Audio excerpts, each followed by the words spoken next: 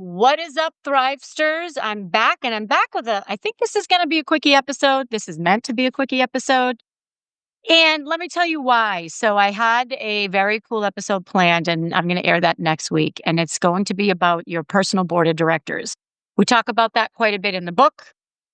By the way, if you're new and you're not sure what I'm talking about, so this podcast used to be called Unmute Yourself, the podcast. Oh, look, I'm even on brand. And it was in honor of my book. So I wrote a best-selling book called Unmute Yourself and Speak Up to Stand Out. That is my signature keynote. That is what I call the podcast. And we have since rebranded. So when you hear me talking about the book, that's what I'm talking about. Anyway, this topic about your personal board of directors, it's in the book. And it was feeling a little stale to me, and it no longer feels stale because I have a new spin on it, which I'm going to talk about next week. For this week, I want to talk to you about, this is so cool because many of you either sent me photos of yourselves making your summer bucket list, which we talked about last week. If you missed that, it was a quickie. I think it was like a 22-minute episode where I talk about how to make your summer bucket list, why to make your summer bucket list. And it's a really cool episode and you all loved it. So some of you sent me photos. Some of you invited me to some of your summer bucket list events, which is so cool. The other day, I was thinking about a situation that happened to me and I wrote it down and I'm like, okay, maybe this should be a future podcast episode. And then I thought about the timing, and the topic is living your values, or really how to prioritize your values when you have conflicting demands on your time or your resources. We'll get into that in a second. So I thought that would be a really good follow-up podcast episode to your summer bucket list, because the bucket list helps you prioritize things. And this idea of living your values, this is going to help you prioritize when you have multiple demands on your time. All right, let's just get into it. How to prioritize what's most important to you. This is based on your value system, or I like to call it your value buckets. So hopefully, or maybe, probably, many of you in or around January, as part of your New Year's resolutions or your New Year's outlook or your New Year's whatever, thought about, okay, what are my resolutions? What are my priorities? What do I want to do? So for me in January, or maybe even a little bit before then, and also around my birthday in July, but we'll talk about that in July, I think about, okay, what are my values? How do I want to live my year? Who do I want to be? What do I want to put the most emphasis on? And when you have competing demands on your time, and I'm going to give you a real life example in a minute, you can go back to those values. And if it's not in one of those buckets, so I call it a bucket. If it's not if it does not fall within one of those categories or buckets, then it's easier to either postpone it or not focus on it at that moment. This is a forensic way to prioritize your time and resources. And I'm using the word forensic on purpose. It is detailed, it is precise, it is unemotional, and it's awesome. It's a time saver and a no-brainer. All right, so let me give you the example. Okay. My priorities for 2025 were and are, I have a few. This was during I forget what it's called, but it's the Michael Hyatt planner. They have a wellness planner. I forget what it's called, but anyway, I can't remember the name of the planner. Anyway, I was on this planner kick. I didn't do it for very long. It wasn't about the planner. It was about me. I love his concepts. Anyway, physical health was one. Mental health was another. This is for me.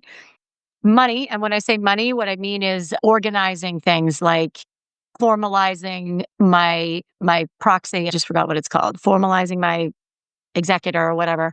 Really looking at retirement planning and just having all of the systems in place. It wasn't necessarily about making money. It was about paying attention to money and my future. The fourth one was my work or my business. Number 5 was friendships. And this was a priority for me. Friendships, nurturing friendships. Community was another one of those. My honey was the second to last, just in terms of how he is not second to last. He's first. And really my relationship with my partner. And then finally, my own growth, my own personal growth. So it sounds like a lot, I think, as I'm saying it, but it's really not. If you're looking at the space of a year, this is what is important to me. This is what I want to focus on. And it doesn't mean, so for example, for physical health, it doesn't mean I'm going to go out and run a marathon. It means that I'm going to recommit to prioritizing my nutrition and health. Okay, that's all. I want it to lower my cholesterol. I want to build muscle. I want more movement. I want more balance, physical balance, more flexibility. I have a recurring bad back problem. And this can all be avoided if I make this physical health a priority. And here's a spoiler alert for you younger Thrivesters. When you get older, you can't get away with what you used to get away with. And I know for those of you who are, let's say, 40 and above, you can't get away with what you used to get away with in terms of, you can't exercise and then not stretch afterwards and everything's going to be fine. If I go out and let's say I lift weights or I'm doing squats, if I don't balance that with at least 10 or 15 minutes of stretching or yoga, I won't be able to move. I won't be able to walk. So your body catches up with you eventually. Hate to be the one to break this to you. I'm just saying. Anyway, so mental health, recommitting to my daily routines and rituals that make me feel good and grounded.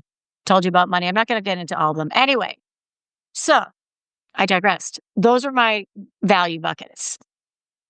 And frankly, honestly, I haven't looked at them since January until just now when I was getting ready for this podcast. I'm looking down for those of you who are watching me on YouTube. I have I'm going to show you. Look how cool this is. Well, might be a little frenetic to you. Those are my value buckets. And then the little stickies are little things that I can do to live these values. Anyway, that's not what this podcast episode is about. This podcast episode is about how to use these to prioritize. So last week, I think on a Friday, I had an 8 a.m., an 11 a.m., a 12 p.m., and a 3 p.m. I don't know how that happened. When I was in the corporate space, I was leading a virtual team, and I used to have literally back-to-back on the hour every hour. I would have an 8, a 9, a 10, an 11, a 12, a 1, a 2, and a 3. And I vowed when I left that world to never live like that again. So I don't know how this happened. And that's not that bad. 4 calls in one day. For most of you, probably isn't that bad. For me, that's not how, I can't. I don't want to. It's too frenetic for me. I'm sure if that is a no-brainer to you and doable to you, that's great. For me, I need more time to focus on my work and projects and stuff like that. Anyway, so I had these 4 appointments or calls and something had to go. The 8 o'clock was with a friend and the 3 o'clock was with a friend. And I remembered that nurturing these friendships and these relationships, and these were new friends or our new friends, that this was a priority. So that became a no-brainer. Those stayed. I'm like, okay, you're going to do the 8 and the 11. Let's look at the 11 and 12 and figure out can we move those? And I was able to make the decision with confidence and conviction. And it was a split-second decision. I said, okay, well, friendships, that's part of your values and you committed to this. So those are staying. Move the 11 and the 12 or do whatever you have to do. The reason why I'm bringing it up again is because that was just the decision on my time. Let's play this out a little bit, because when we talk about resources, we're talking about time, we're talking about energy, we're talking about money, maybe. We're talking about goodwill, whatever resource you're talking about. If it does not fall into one of these buckets, you can feel okay with deprioritizing it within reason. And, of course, life gets in the way. It could be something with your kids. It could be something that you didn't anticipate. I get all that. This, to me, is how you really, really live these values. The other piece of that is it helps you kind of take a step back, take a breath, and walk away from the I'm so busy energy or the busy energy or the burnout energy. And a friend of mine was talking about this the other day. And I said, I feel like burnout is becoming the new I'm so busy. It used to be a badge of honor for many people to say, oh my God, I'm so busy. I'm so busy. I don't even have time to do with this, that. And I understand that many of us are very busy, but it was almost like a badge of honor. I feel like we're heading in that direction with burnout. My instincts are saying that burnout is becoming the new busy. badge of honor. I'm burnt out. Anyway, and here at the Thrive Hive, we don't like burnout, and we certainly don't wear it as a badge of honor. So the reason I'm telling you this is because when you use this approach to how to prioritize your resources, whatever those may be, you can step away from that. I just have to get through this week. And I'm bringing up that expression on purpose because I have heard more than one person say this in the past couple weeks. My good friends, I just need to get through this meeting, or I just need to get through, whatever the case may be. And I get that. And I'm going to ask you to be careful about the words you're choosing. And we've talked about this before too on the podcast. Do you want to live a life where you're just getting through this week until you get to the next week? Or could it be right now, my priority is the conference coming up? I'll have time for that after the conference is over. That this is a very different feeling. It's a different vibe. It's a different way to approach it. Or let's say you have a really busy summer coming up, which many of us do. I just got to get through summer. And then in the fall, I'll be able to focus on whatever it is you want to focus on. Who wants to get through summer? That's no way to live. If you're living your values, you can turn that conversation in a different direction. And right now, my priority is this, right? Because this is probably one of your values if it's something that you're focused that much on. And anything else is going to have to wait. I'm going to give you a real life example. So when I never knew I did this until probably like a year ago. When I have a big speaking gig coming up, I get really focused on that speaking gig. And my keynote is pretty straightforward. I adapt it and I adjust it for different audiences, but it's pretty much very well baked. I did not know how focused I was on that and how everything kind of took a back seat until I noticed this behavior. And it was like, the laundry would be piled from the floor to the ceiling. And then the day after that gig, it would all get sorted and put away. I was tunnel vision, blinders, whatever you want to call it, on the speaking gig, because that was my priority. And that was me living my values, that, I'm focusing on this. Everything else is going to take a back seat until I'm ready to go back to it. And it kind of gave me a pass, because it was me giving myself a pass, because I could let other things go because I acknowledged and admitted that this is simply not a priority. It doesn't make me a bad person, doesn't make me a slob, doesn't make me a bad wife, doesn't make me a bad whatever. Right now I'm focused on this. I will get to this. It will happen. This is the priority. And you kind of give yourself a pass, giving yourself some grace. So I kind of was all over the place. I called myself a squirrel this morning, and I think I lived that description. And what I mean by squirrel is like I was over there, and then I was over there, and I was gathering nuts, and then I was jumping across trees. So I took a roundabout way to get here. And the message is, if it is not one of your core values or in that bucket, it is okay to put it on the back burner.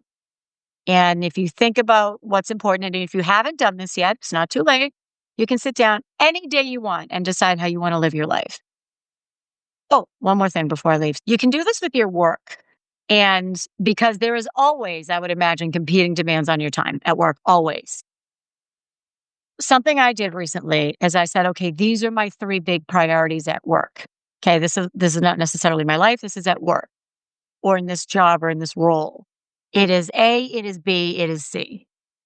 And everybody wants something from you at work at all times. And you can't do everything, and you can't be everything to all people.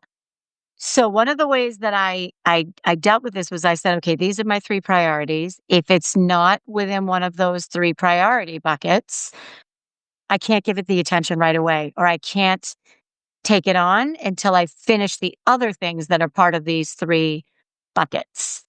And it was really helpful. And it is I still do it to this day, because someone else can do it. I don't have to do it. So if it's something that's not within these 3 priorities, and I'm in a position where I can say, you know what, I don't have the bandwidth for that right now.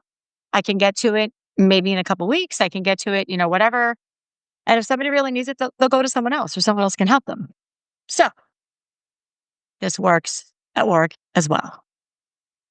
Okay, Thrivesters. I've been like all over the place, jumping from tree to tree. I'm going to wind down here and tell you, in summary, one of the easiest ways to manage competing demands on your time or your energy or any other resource that's important to you is to think about your values. And if this ask is not part of how you want to live, you can deprioritize it. I'm not saying you blow it off. I'm saying you deprioritize it. So back to the summer bucket list to bring this full circle. You have this bucket list, hopefully. And by the way, if you didn't listen to it yet, it's not too late. You can do it now. You can download. I gave you a little template. And when you make this bucket list, because all kinds of things are going to pop up over the summer, and hopefully they're fun things. This bucket list, these are things that were important to you. And they were important to you at the time when you were in the right mindset to really think about what was important to you. So that bucket list, you could kind of equate to your values for the summer if you wanted to, or your priorities for the summer. And then if something comes up, if it's not one of those, gets backburnered. With that, my Thrivesters, that's it for today. And I'm excited for the podcast episodes coming up. We have an all-star cast coming up.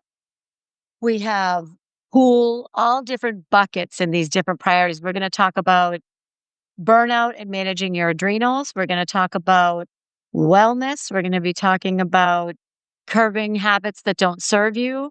We're going to be talking about fitness as you age. We have great topics coming up. So I am going to leave you with that, Podsters. And until then, peace out and go thrive like you mean it.